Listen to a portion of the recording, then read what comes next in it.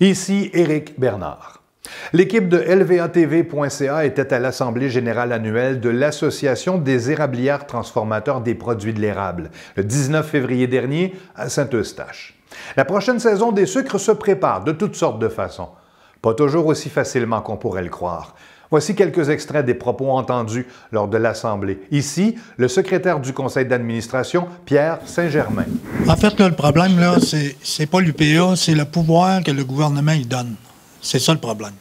C'est que le gouvernement donne un pouvoir à l'UPA qui est trop grand, qui tient compte et qui oblige tous les producteurs à rentrer dans le même moule. Mais on ne chemine pas parce que les gouvernements... Le seul ministre qu'on a pensé finalement qu'il le ferait, c'est Pierre Paradis, qui avançait lentement là-dessus. Lentement, mais assez sûrement, en sachant où est-ce qu'il s'en allait, puis il a sauté. Alors, parce que vous savez que si Pierre Paradis n'aurait pas sauté, vous n'auriez pas eu besoin de payer votre cotisation à l'UPA cette année pour avoir votre remboursement de taxes. Mais quand la SAR est revenue, il a remis ça. Nous avons aussi rencontré Nicole et Harold Varin, ainsi que Lise Bédard, dont voici des extraits. Puis j'ai senti que je ne pouvais pas m'exprimer parce qu'il m'a dit « Attendez, madame, on travaille pour vous, on ne travaille pas contre vous. » Mais il n'a pas pu répondre à mes questions quand est-ce qu'on serait payé de ce sirop hors quota et tout ça. Fait que je sens... Là, ça fait 9 ans. Ça va faire 9 ans cette année. 2000, exactement, oui, oui.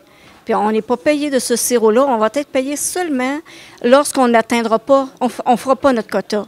Mais comme nous, on le fait à tous les ans, je ne vois pas le jour qu'on va être payé. Mais nous, là, ce qu'on veut, là, on veut la même chose que les gens de l'Ontario, que les gens du Nouveau-Brunswick. On veut vendre librement. Ces rencontres avec des producteurs transformateurs sont disponibles dans la section Production végétale acériculture du site lvatv.ca. Roger Massicotte est devenu récemment le nouveau président d'AgroPure Coopératif. Il succède à René Moreau. Roger Massicotte siège au conseil d'administration d'AgroPure depuis 16 ans. L'année 2018 a été compliquée pour AgroPure sur le plan financier.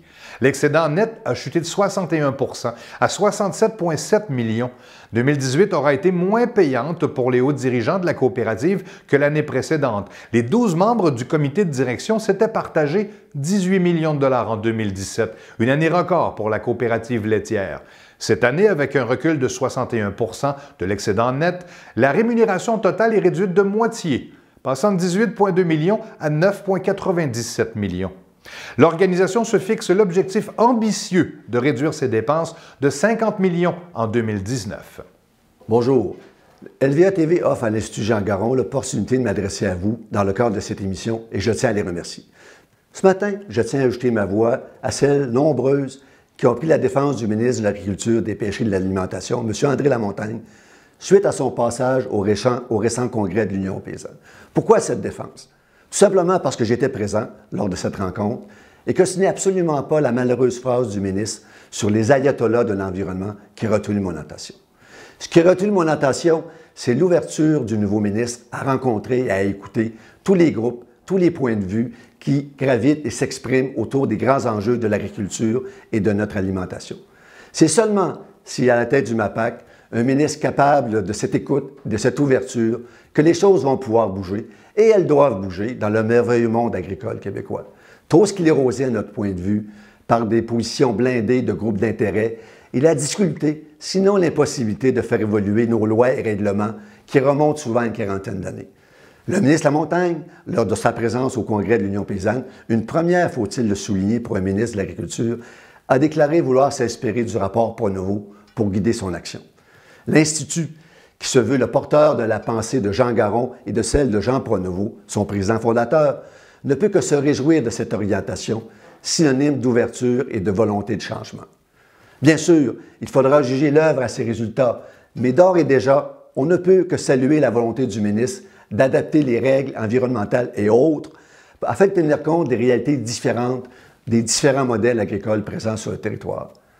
En agriculture, comme en bien d'autres domaines, le mur à mur est la solution la plus facile, mais c'est aussi la solution qui génère le plus d'injustices et d'effets pervers.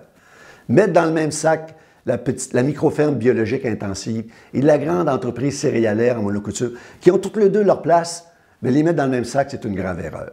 Et je rappelle que cette notion d'une agriculture plurielle, d'une agriculture capable de tenir compte de réalités, de projets différents, était au centre des recommandations du rapport Pronovo. Comme bien d'autres, notamment l'éditorialiste du Devoir, M. Dutrissac, et l'auteur et polémiste Roméo Bouchard, l'Institut souhaite que le ministre ait le temps et l'occasion de clarifier sa pensée et de confirmer sa main tendue à tous les partenaires, y compris aux défenseurs de l'environnement. Je vous remercie. Les Italiens qui recherchaient autrefois le blé canadien pour la fabrication de leurs pâtes lèvent désormais le nez sur cette céréale. Une organisation de défense des consommateurs italienne a testé les spaghettis des 8 plus grandes marques de pâtes italiennes pour savoir si on y trouve des résidus de glyphosate. Ils en contenaient tous. Les résultats ont créé une onde de choc, entraînant des répercussions négatives au Canada. De novembre 2017 à août 2018, les exportations de blé dur canadien ont baissé de plus de 70 %. 6 mois se passeront même sans qu'aucune cargaison ne soit expédiée vers l'Italie. Le saviez-vous? Plusieurs produits aquatiques du Québec sont identifiés aux différents points de vente. C'est la certification Aliments du Québec. Les détails après la pause.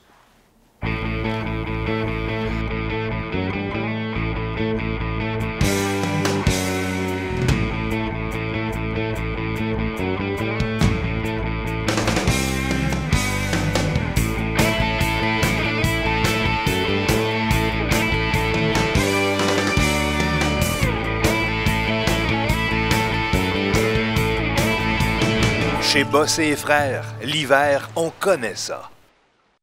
Les homards pêchés en Gaspésie portent sur l'une de leurs pinces un élastique bleu muni d'un médaillon qui permet aux consommateurs de retracer l'origine exacte du crustacé. En saisissant le code alphanumérique apparaissant sur le médaillon, le consommateur peut visionner une vidéo du pêcheur qui a fait la capture de son homard, en plus de découvrir sa zone de pêche, le nom du capitaine du bateau, ainsi que la méthode de pêche utilisée. Les éco-certifications permettent de retracer l'information de traçabilité jusqu'à la zone de pêche. Voilà qui complète ce bulletin de nouvelles spécialisé en agriculture et agroalimentaire présenté partout au Québec. À la prochaine.